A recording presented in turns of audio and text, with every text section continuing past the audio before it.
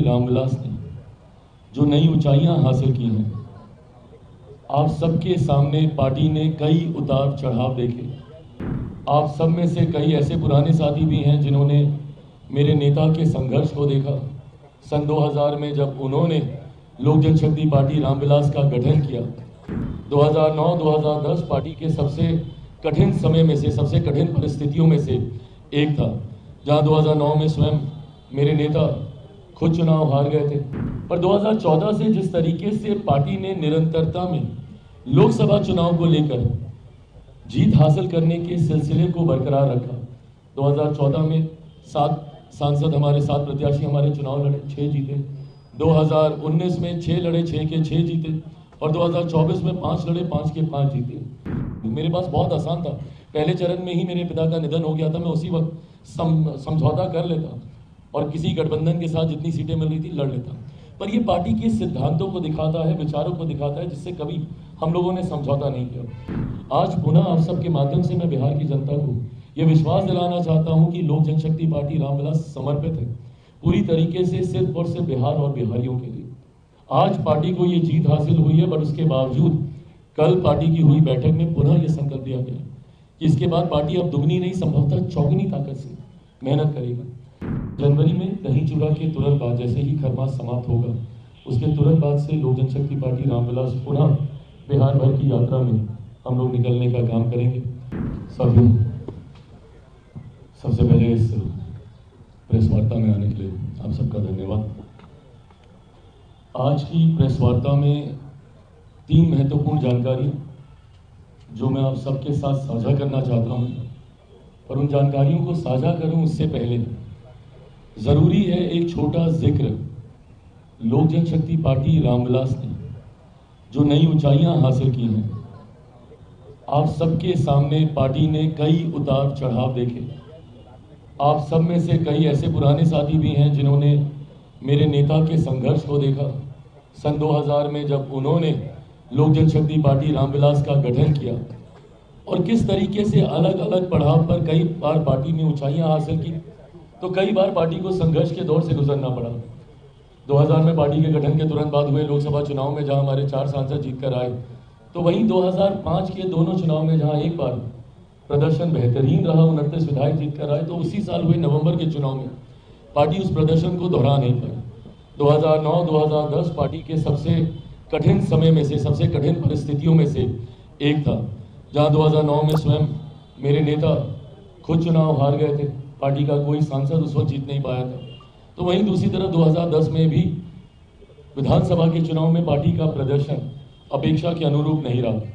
पर 2014 से जिस तरीके से पार्टी ने निरंतरता में लोकसभा चुनाव को लेकर जीत हासिल करने के सिलसिले को बरकरार रखा। 2014 में 7 सांसद हमारे, 7 प्रत्याशी हमारे चुनाव लड़े, 6 जीते। 2019 में 6 लड़े, 6 के 6 जीते। और 2024 में 5 लड़े, 5 के 5 जीते। तो वो एक निरंतरता बरकरार रही लोकसभा के चुनाव में। पर विधानसभा में पुनः 15 में हम लोगों का प्रदर्शन दोबारा अपेक्षा के अनुकूल नहीं रहा। विपरीत परिस्थितियों में उस वक्त राजू तिवारी जी, इन्होंने चुनाव जीतने का काम किया। राजकुमार शाह जी, वो हमारे विधायक बने, मात्र 2 सीटें हम लोग जीत पाए। और 20 आते आते तो पार्टी ने एक अलग ही फैसला लेने का काम किया। और मैं ये मानता हूँ कई बार उस फैसले को लेकर चर्चाएं हुई, बहस हुई, वो फैसला सही था, वो फैसला गलत था। पर उस वक्त मैंने कहा था कि मेरे इस फैसले का, मेरे इस निर्णय का इतिहास अपने हिसाब से आकलन करेगा कि क्या वो फैसला सही था मेरा अकेले चुनाव लड़ने का या गलत था। पर आज मैं मानता हूं कि जब पार्टी ने एक नई ऊंचाई हासिल की है ठीक 5 साल के बाद, तो इसकी जड़ में 2020 के उस फैसले की झलक जरूर दिखाई देती है।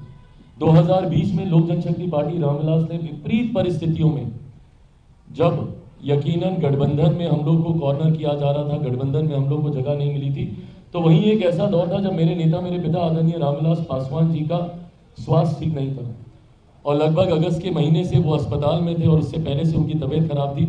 तो उससे पहले लगभग 6-7 महीने तो हम पटना आए भी नहीं थे, दिल्ली में उनका इलाज चल रहा था। और उसके बाद जिस तरीके से चुनाव के दौरान पहले चरण का जब नामांकन चल रहा था, ठीक उस दौरान उनका निधन हुआ। और उसके बावजूद भी पार्टी अपने फैसले पे कायम रही और अकेले हम लोगों ने चुनाव लड़ने का काम किया। परिणामों के बाद मेरा कई बार मजाक उड़ाया गया, कई बार मुझ पर आरोप लगाए गए कि मैंने क्यों ये फैसला लिया, पर उसके बाद भी मुझे कम से कम इस बात का गर्व, इस बात का संतोष था कि एक अपने सिद्धांतों पे अडिग रहते हुए बिना कोई समझौता कर लेता और किसी गठबंधन के साथ जितनी सीटें मिल रही थी लड़ लेता। पर ये पार्टी के सिद्धांतों को दिखाता है, विचारों को दिखाता है, जिससे कभी हम लोगों ने समझौता नहीं किया। विपरीत परिस्थितियों में भी चुनाव लड़ते हुए 137 सीटों पे हम लोगों ने चुनाव लड़ने का काम किया और पार्टी ने लगभग 6% का मत हासिल किया। मैं बिना किसी के ऊपर कोई आरोप लगाए हुए या उंगली उठाए हुए, कई और राजनीतिक दल हैं जो कि सालों से मेहनत कर रहे थे और पूरे प्रदेश में उन्होंने चुनाव लड़ने का काम किया, पर 3% के आसपास भी नहीं पहुंच पाए। वहीं एक ऐसी पार्टी, क्योंकि ये कंपैरिजन भी नहीं पहुंच पाए, वहीं एक ऐसी पार्टी, क्योंकि ये कंपैरिजन जरूरी है, क्योंकि बिना किसी तैयारी के, जब मेरे पिता हॉस्पिटल में थे, कोविड का समय चल रहा था, उसके बावजूद बिहार की जनता ने आप पे इतना विश्वास किया और आपको 6% का मत तब दिया जबकि आप 100+ सीटों पर अभी चुनाव लड़े ही नहीं थे। और अगर 100+ सीटों पर अगर आप लोग चुनाव लड़ जाते तो मैं ये मान के चलता हूं कि हमारा मत प्रतिशत 10 से 12% का होता। ये ताकत लोक जनशक्ति पार्टी रामविलास की रही है। उसके बावजूद भले हम लोग एक विधायक हम लोग जीते, पर जिस तरीके से पार्टी ने बिहार के हर एक जिले में संगठन को खड़ा करने का काम किया, उसी का परिणाम है कि आज 2025 में जिस तरीके से इतनी प्रचंड जीत एनडीए को मिली है। और आप एनडीए के विधायकों से चर्चा कीजिएगा, बात कीजिएगा, भले वो भारतीय जनता पार्टी के हों, जनता दल यूनाइटेड के हों, मांझी जी की, उपेंद्र जी की पार्टी के हों, हर किसी का ये कहना कि भैया भर भर के झोली में हम लोग के वोट आया है। उसका कारण ये रहा कि इन 5 सालों में पार्टी ने निरंतरता में अपने उस मत प्रतिशत को और बढ़ाने का काम किया जो 2020 में हम लोगों ने हासिल किया था। और इस बार महज 29 सीटों पे चुनाव लड़ते हुए भी हम लोग 5% के आंकड़े तक हम लोग पहुंचे। तो ये दर्शाता है एक निरंतर ग्रोथ जो लोक जनशक्ति पार्टी रामविलास की रही है। और इस निरंतरता को बरकरार रखने के लक्ष्य के साथ कई बार होता क्या है, और इस बात को मैंने हमेशा कहा है कि जब आप थोड़ी सी भी जीत आप हासिल कर लें और वो घमंड, वो अहंकार आपके सर पर चढ़कर बोलने लग जाए, तो वहीं से आपके पतन की शुरुआत होने लगती है। जिस दिन मैं 2024 में ये समझ लेता कि भैया पार्टी ने एक बड़ी जीत हासिल कर ली है, 5 के 5 मेरे सांसद जीत गए, मुझे मेहनत करने की जरूरत नहीं है, तो उस दिन से मेरे पतन की शुरुआत फिर से हो जाती। उस दिन ना सिर्फ अपने सांसदों से बल्कि पार्टी के हर एक नेता कार्यकर्ता से मैंने यही कहा था कि अब हमें दुगनी ताकत से अगले 1 साल विधानसभा के चुनाव के लिए हम लोग को मेहनत करनी है। वो नव संकल्प यात्रा हो या विभिन्न माध्यमों से हम लोगों ने जितने कार्यक्रम बिहार के अलग अलग जिलों में आयोजित किए, इसी लक्ष्य, इसी उद्देश्य के साथ कि निरंतरता में जनता के साथ जुड़े रहना जरूरी है, उनकी आवाज बनना जरूरी है। आज पुनः आप सबके माध्यम से मैं बिहार की जनता को यह विश्वास दिलाना चाहता हूं कि लोक जनशक्ति पार्टी रामविलास समर्पित है पूरी तरीके से सिर्फ और सिर्फ बिहार और बिहारियों के लिए। आज पार्टी को ये जीत हासिल हुई है, बट उसके बावजूद कल पार्टी की हुई बैठक में पुनः यह संकल्प लिया गया कि इसके बाद पार्टी अब दुगनी नहीं, संभवतः चौगुनी ताकत से मेहनत करेगी, जनता के बीच जाकर उनके जुड़े हुए मुद्दों को, उनकी समस्या का समाधान करने का काम करेगी और विधानसभा में और बिहार की कैबिनेट में उनकी आवाज बनने का काम करेगी। अपनी सोच, अपने विचार, Lok Janshakti party Ramvilas Bihar first, Bihari first के संकल्प के साथ चल रही है। ये बिहार और बिहारियों को एक विकसित राज्य देने का संकल्प है। बिहार को फर्स्ट, बिहारियों को फर्स्ट बनाने की ये सोच है। विधानसभा हो या मंत्रिमंडल में हो, निरंतरता में लोक जनशक्ति पार्टी रामविलास के तमाम हमारे नवनिर्वाचित विधायक इस विषय को उठाने का काम करेंगे।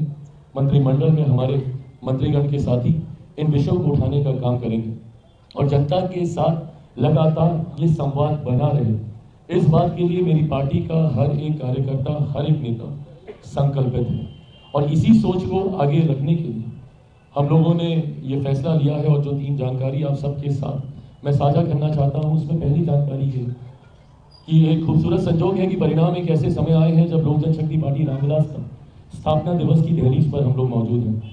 28 नवंबर को मेरे नेता आदरणीय रामविलास पासवान जी ने सन 2000 में लोक जनशक्ति पार्टी रामविलास की स्थापना करने का काम किया था और आगामी 28 तारीख को एक मिली नई जीत के साथ भव्य तरीके से पटना में इस कार्यक्रम का आयोजन किया जाएगा।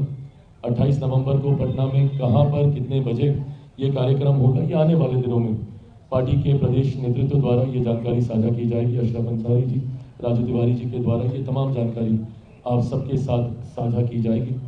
आगामी 28 तारीख को भव्य तरीके से पार्टी का स्थापना दिवस, जहां पर एक बार फिर से मेरे नेता, मेरे पिता आदरणीय रामविलास पासवान जी के विचारों को आगे लेकर चलने के संकल्प को दोहराते हुए मेरी पार्टी का हर एक विधायक आगामी दिनों में हम लोग की क्या रणनीति रूपरेखा होगी उस पर हम लोग चर्चा करने का हम लोग काम करेंगे। जैसा मैंने कहा कि जनता के साथ निरंतरता में जुड़े रहना जरूरी है। कोई भी मेरा पार्टी का नेता कार्यकर्ता बंद कमरे में एसी चलाकर बैठे और चर्चाएं करें, ये मुझे स्वीकार नहीं।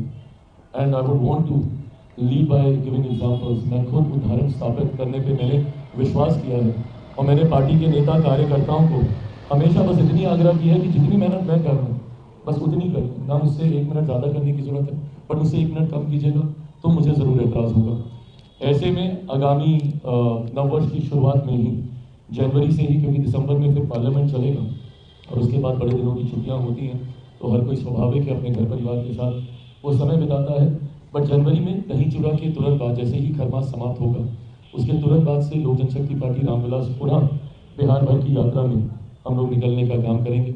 बिहार की जनता को सबसे पहले तो धन्यवाद देते हुए, जिस तरीके से प्रचंड जीत बिहार की जनता ने एनडीए के प्रत्याशियों को देने का काम किया है, तो ये यात्रा दही चूड़ा के तुरंत बाद हम लोग शुरू करेंगे। और जहाँ पर एक बार फिर से जनता से संवाद साध कर आने वाले 5 सालों में अब इसको एकदम माइक्रो लेवल पर लेकर जाया जाएगा कि उनके इलाकों की छोटी छोटी समस्या, बिहार फर्स्ट बिहारी फर्स्ट में ज़रूर हम लोगों ने बड़ी चर्चाएं की, बट छोटी छोटी समस्या पुल पुलिया की हो, नली नाले की हो, सड़क बनाने की हो, जो विधायकों के माध्यम से प्रशासन की मदद से तत्काल प्रभाव से जिसको हम लोग सुनिश्चित करा सकते हैं। ऑफकोर्स बड़े एजेंडा सरकार के रहे हैं जिसका जिक्र हम लोगों ने संकल्प पत्र में किया है, और उस संकल्प पत्र में लोक जनशक्ति पार्टी रामविलास के बिहारी फर्स्ट का भी जिक्र है। उसमें कई एजेंडा हम लोग के जोड़े गए, तो यकीनन वो बड़े विषय आने वाले 5 साल में तो जरूर धरातल पर उतरेंगे ही।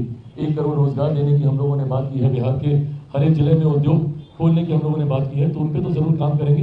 बट रोजमर्रा की जो दिक्कतें ग्रामीणों को झेलनी पड़ती है, जिस व्यवस्था में वो गाँव देहात में रहते हैं, उसको कैसे तत्काल प्रभाव से दूर किया जा सके, इस दिशा में इस धन्यवाद यात्रा के माध्यम से हम लोग सुझाव इकट्ठा करेंगे और जल्द से जल्द उसके ऊपर कार्य करने का हम लोग प्रयास करेंगे।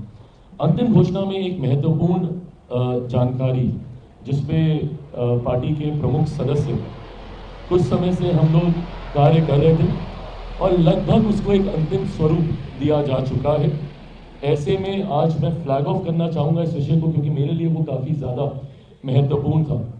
मेरे नेता, मेरे पिता आदरणीय रामविलास पासवान जी ने लोक जनशक्ति पार्टी रामविलास के गठन से पहले उन्होंने दलित सेना का गठन किया था, और दलित सेना को हमेशा लोक जनशक्ति पार्टी रामविलास की रीढ़ माना जाता था, ब्रेन बिहाइंड द पार्टी माना जाता था। हमेशा दलित सेना ने लोक जनशक्ति पार्टी रामविलास के की रूपरेखा तैयार करने में, रणनीति तैयार करने में एक अहम भूमिका निभाने का काम किया। 83 में दलित सेना का निर्माण किया गया था। आज भी मेरे पास वो तस्वीरें हैं जब मैं साल भर का हूँ और अपने पिता की गोद में हूँ, जब उन्होंने इसकी स्थापना की थी। दुख मुझे इस बात का जरूर था कि पार्टी के साथ साथ दलित सेना भी उन महत्वाकांक्षी लोगों के द्वारा छीन ली गई थी, जिन्होंने सिर्फ मेरे नेता के विचारों के ऊपर अपनी महत्वाकांक्षाओं को खड़ा करने की सोच के साथ पार्टी और दलित सेना को हड़पने का काम किया था। आज मुझे खुशी है कि जहां लोक जनशक्ति पार्टी रामविलास ने एक स्वतंत्र पहचान और पुनः मेरे नेता जिन ऊंचाइयों तक पार्टी को देखना चाहते थे, उसकी सीढ़ी चढ़ने की शुरुआत कर दी है, तो ऐसे में दलित सेना हम लोगों से दूर रहे, ये अब स्वीकार्य नहीं है। ऐसे में लोक जनशक्ति पार्टी रामविलास के हमारे बिहार प्रदेश के प्रभारी जमुई से हमारे सांसद अरुण भारती जी और इनके साथ तैयार की गई टीम के ऊपर ये जिम्मेदारी दी गई है कि पुनः दलित सेना का गठन किया जाएगा, पुरानी विचारधारा पर नए स्वरूप के साथ, मेरे नेता के सिद्धांतों को आगे लेकर जाने की सोच के साथ एक नई टीम, जिसमें यकीनन मेरे नेता के हर वो पुराने साथी सहयोगी उसमें एक मजबूत भूमिका निभाएंगे जो संभवतः स्थापना काल से दलित सेना के साथ रहे हैं। लोक जनशक्ति पार्टी रामविलास के साथ अब दलित सेना रामविलास भी उतनी ही मजबूती से नॉन पॉलिटिकल ऑर्गेनाइजेशन होने की वजह से अनुसूचित जाति जनजाति से जुड़े हुए तमाम विषयों को मजबूती से हर मंच पर उठाने का काम करेगी। आज भी अफसोस होता है, मैं एक ऐसे समाज की कल्पना करता हूं जहां जात पात धर्म मजहब से उठकर लोग एकजुट होकर समावेश की सोच के साथ आगे बढ़ने का काम करें। पर ऐसे में आज भी इस बात को देखकर अफसोस होता है जब जाति के आधार पर आपके साथ भेदभाव किया जाता है। आज भी 21वीं सदी में ऐसे उदाहरण देखने को मिलते हैं जहां एक दलित होने की वजह से आपको घोड़ी पे चढ़ने से रोका जाता है, एक दलित पुलिस अधिकारी को बारात निकालने के लिए सिक्योरिटी की व्यवस्था करनी पड़ती है, एक दलित बड़े पद पर बैठे हुए नेता को मंदिर में जाने के बाद मंदिर को गंगा जल से धुलवाया जाता है। आज भी ऐसे उदाहरण देखने को मिलते हैं।